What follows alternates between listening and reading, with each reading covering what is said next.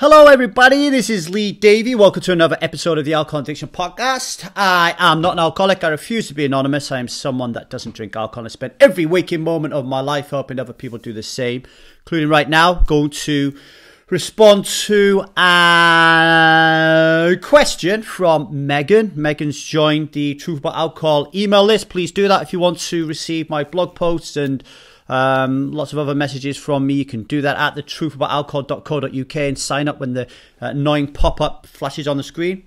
And Megan asks, how can I stop thinking about alcohol, right?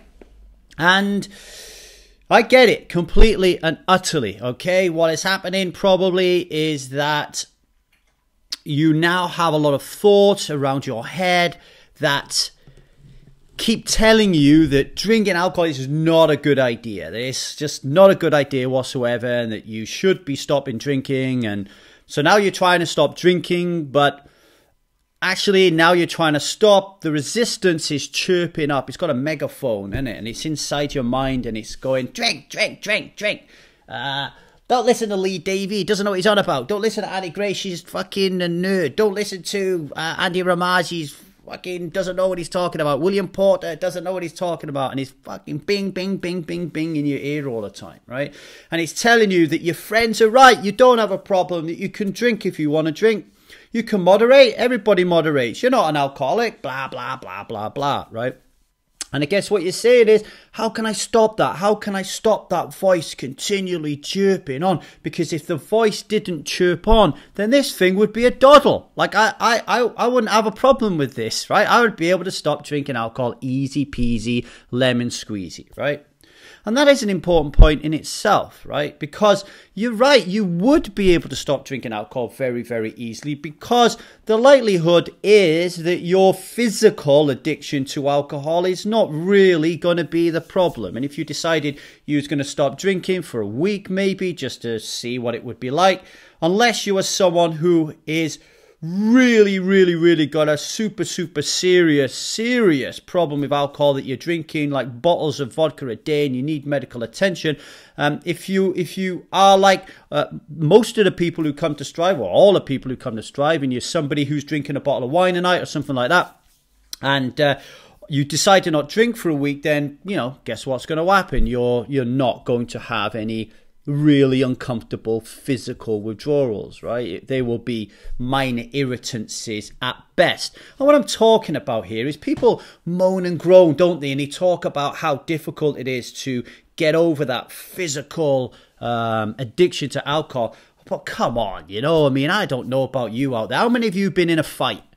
Right? Like, I've been in lots of fights. I've been headbutted repeatedly in the face, etc., etc. I've been stabbed. You know, how many of you have, like, broken bones? There's pain and there's pain. There's suffering and there's suffering, right? The physical addiction to alcohol, if you are like, you know, the strivers who are drinking, and their alcohol is way out of control, but it's not out of control. So, like, if you stopped, you're going to die, and you'll know if you're in that kind of situation. The physical aspect isn't the problem; it's the psychological aspect, right? And that's likely what's going on for Megan. All right, but here's the thing, Megan. In order for you to stop thinking about alcohol, I need you to do nothing but think about alcohol. Right? Here's why: alcoholism is an invisible, violent, and dominant belief system. Okay, it is violent because it kills 3.3 million people a year. All right, it's violent because all of those fights I told you about just now, 99.9% of them were around drinking alcohol. Okay, it is dominant because, according to the World Health Organization report 2014, over 52% of people had tried alcohol globally, of the people that they questioned. But I prefer to narrow that down, and if you look around yourself and ask yourself, how many of the people do I know who's in my sphere of influence that drink alcohol versus those that don't, you'll find that the vast majority of people in your life drink alcohol, okay? It's particularly true if you're from Australia, New Zealand, Canada, the UK, okay? South Africa, they're the kind of, sorry, Kleist, Sweden as well, okay? They're the strivers, and we seem to have those kind of problems, right? So it's dominant for that reason, and it's invisible because it's causing so much anarchy in the world. It's killing so many people, more than war, murder, and terrorism combined, and yet nobody seems to give a shit. In fact, everybody does the opposite. It's the only drug in the world where people will actively encourage you to take it and call you a prick if you don't, right? So it's really, really difficult, right? And the reason that we love something so bad is because the belief system that underpins that, the belief system and the worldviews that says that alcohol is fantastic and we can't do without it and it's great and it's a normal part of society, that is a belief system, and it is an invisible belief system. We're designed from birth to drink alcohol, okay? And the way that it remains invisible, Megan, is that people don't think about alcohol. So for 35 years of my life, I very rarely, okay, thought to myself, holy shit, why do I drink alcohol and why can't I stop? Now, don't get me wrong. There were occasions while I had my head over the toilet, talking to God down the great white telephone, shouting out to Bert, Rolf, and Huey, that I said to myself, look, I'm never fucking drinking again. There were times when I did that. When I looked at that blood and I looked at the yellow bile and I couldn't heave up anymore because I had nothing left in my stomach apart from my stomach, I would say to myself, I am never drinking alcohol again. But I'm not talking about that. I'm talking about moving beyond those little spurts of inspiration driven by your hangover or the fact that you've just posted a naked picture of your cock on Facebook or had sex with your next door neighbour's dog. I'm not talking about those moments. I'm talking about the moments when you sit down sober, rationally, logically, and you say to yourself, you stroke your beard like I'm doing right now on my video. Yes, go to Lee Davey YouTube and you'll be able to watch this podcast on a video. So, yeah, you could be on, stroking your beard, thinking to yourself, I wonder why I drink one of the top 5 most powerfully addictive drugs in the world that is screwing my life. Why do I drink it? And why does everybody else around me drink it? And why can't I stop? What is going on here? Why is everybody so against me actually stopping drinking? Why do I feel so ashamed of stopping taking this drug? This wouldn't happen if I decided to stop taking heroin. If I went to my family and said to them, yo, family, sit down a minute. I've got a real problem. Like, I'm taking this drug. I can't stop it. It's just dominating my mind. I can't stop thinking about it. Every time I take it, I just lose control. I fuck everything up. Like, it ruins my relationships. It ruins my personal health. It ruins my work, my career. I have no meaning and purpose. It's a nightmare. How can I stop this heroin? Everyone would be like, oh no! You know, like, quick, let's get you to rehab. £4,000, $5,020. We'll just put the house up for sale, and we'll remortgage, and we'll get you the help you need because, hey, I cannot let the world know that my daughter takes heroin. But if you tell them alcohol is completely different, right? I get it, completely get it. So what is happening for you, Megan, right now is just starting to ask the right questions. And what you're experiencing is something called cognitive dissonance. Now, cognitive dissonance around alcohol, the last time you had it, you was likely a teenager. It was around that time where you knew that playing with Barbie and Ken and playing with the fort and going on your skateboard and climbing up trees and bird nesting or whatever you did when you was a kid, you knew that that was fantastic and wonderful and filled you with the joy to spring. But there was another part of you that said, oh man, I've got to be an adult. I've got to be like everybody else. I've got to fit in. I can't be a kid forever. And then you looked around and you thought to yourself, right, what's the blueprint here? How do I become an adult? And you looked at people smoking, you looked at people fucking, you looked at people drinking, and you thought, well, I think I've got to do that, and I've got to get a job, and all those kind of things.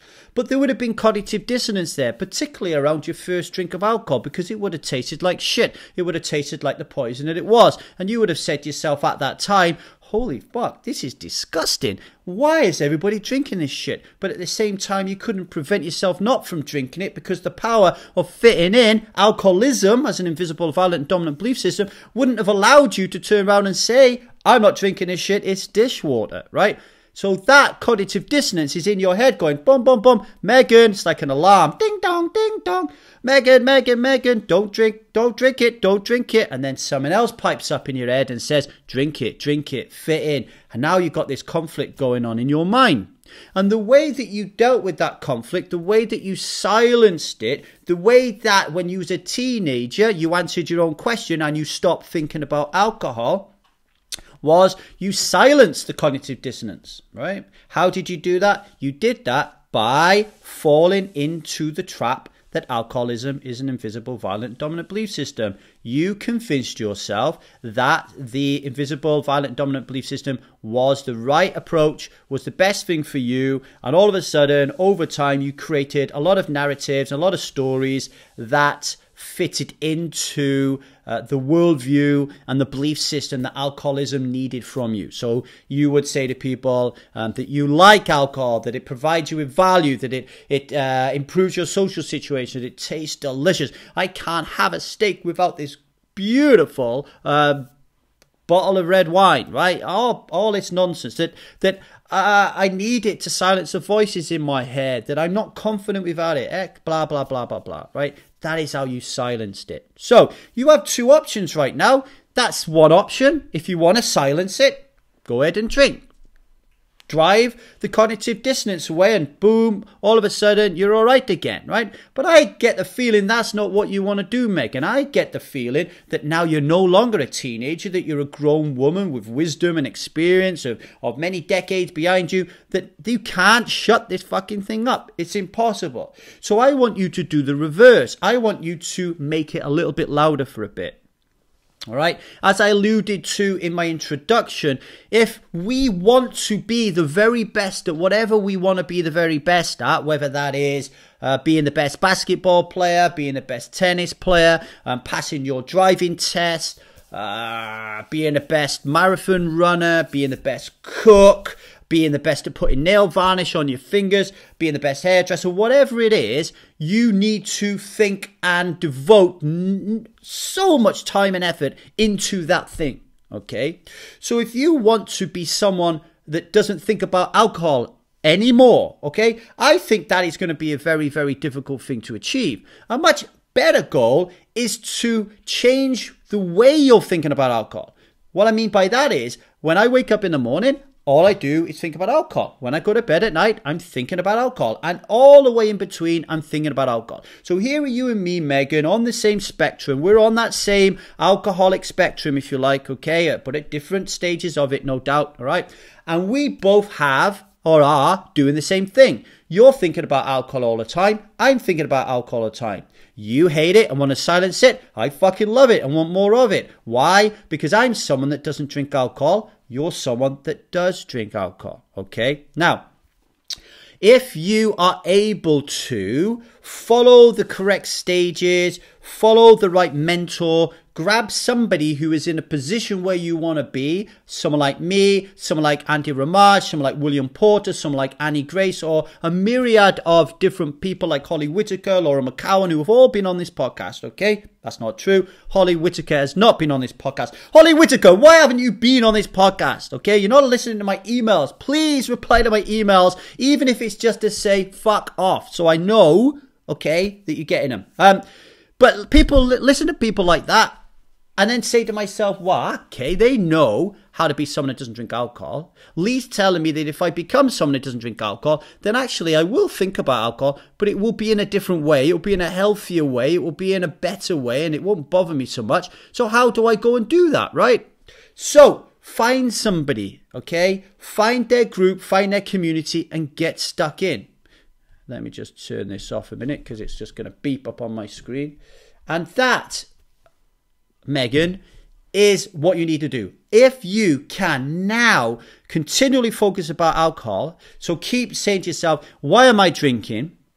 What is the truth about alcohol? I'm going to read more books about alcohol. I'm going to listen to more podcasts about alcohol. I'm going to learn what this invisible, violent, and dominant belief system is. I'm going to join a Strive community, or I'm going to join this Naked Mind community, or I'm going to join Hip Sobriety community, and I'm going to take the taster or the intensive, or Annie Grace's taster and intensive, or Holly Whitaker's Hip Sobriety School, whatever floats your boat, whoever you feel a connection to, okay? And you dive into that and you think nothing but alcohol every single day about, like, basically you're going to war with this bastard, right? It's like you don't want to drink anymore. You're fucking going to war. And I've been watching Peaky Blinders lately, right? And there's this little thing going on in Peaky Blinders. It's a show on Netflix about gangsters.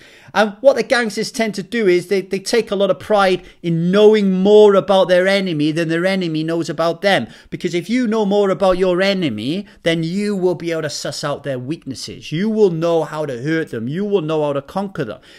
Alcoholism is our enemy, okay? If we know everything about alcoholism, if we know more about alcoholism than alcoholism knows about itself, then we can find those weaknesses. We can find the way to get that claw hammer and stick it in there and pull the heart out, right? And the only way that you can do that is by learning and focusing on putting alcohol first.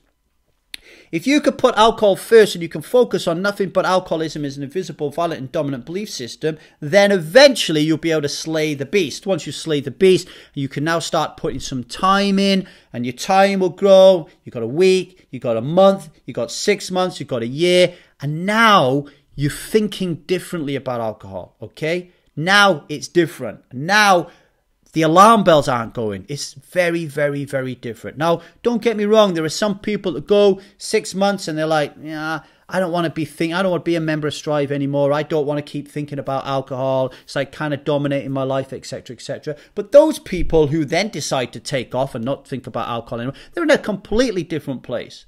Like, the way that they're thinking about alcohol and how they think it's unhealthy to them is very different to how you're thinking about it right now, right? Well, I'm guessing through the very scant information that you sent me. You'll probably want to stop drinking alcohol, but the voices keep telling you to drink alcohol, and it's really kind of bothering you. Some of these people I've met 6 months or a year on, they're just like, I'm kind of done with it. I don't want to drink alcohol anymore. I don't want to think about it anymore. I'm done with it. I just want to move on. And that is fine as well. But just remember this. According to Changing to Thrive, a very well thought out and researched book by James and Janice Prochaska, people going through the maintenance stage of the 6 stages of change when it comes to alcohol, you're probably talking about going through that stage for about 5 years. So just be very, very wary if you are in that 6 month, year phase and your brain's telling you, so I don't need to be dealing with this shit anymore. I'm just kind of over it. Just be careful. All right. That is why Strive is here for life. That is why we are not Facebook. We're not Twitter. We are a family of people who forge deep, meaningful connections for life, because we need to be kind of like working on this stuff for a long period of time. It's not like AA where we need to work on this shit. Otherwise, if we have a drink, we're going to go back to where we're going to go back to, and that you're stuck in this. Like, you're with us for life because you want to be with us for life, because this is your new family. These are your new mates. Instead of going to the pub to watch Chelsea versus Man United on Monday night, you're going to Starbucks with John to talk about growth and life and what he's been reading lately and what podcasts he's listening to, and to ask him his help and advice on how you could advance your career or get your trip to Machu Picchu off the ground. That's what we're talking about here. So I hope that was helpful to you, Megan. Obviously, you might have some follow-up questions. If you do, send me an email at thetruthaboutalcohol.co.uk. Please remember, all of our podcasts, or the vast majority of them, 99.9% of them, you can find the video of them on Lee Davey YouTube. Just Google Lee Davey YouTube and you'll find the videos there. If you like what we do, please rate us on iTunes, SoundCloud, or whatever. On YouTube, leave us a nice comment. Spread the word and tell everybody that what the work we're doing here, because that would be really, I'll be really grateful for that. If you think we're shit and you don't like us and you think I'm a tosser, keep that to yourself, because when you tell me those type of things, it actually hurts my feelings, because I have a little bit of low self-esteem sometimes. But if you have something constructive to say to me about what we're doing, then send me an email at truthboutalcohol @gmail.com. My name is Lee Davey. I'm not an alcoholic. I refuse to be anonymous. I am someone that doesn't drink alcohol, and I spend every waking moment thinking about it, and I fucking love it. And Megan, I can help you get to this stage so you can think and love about it exactly the same as me. Thank you for listening.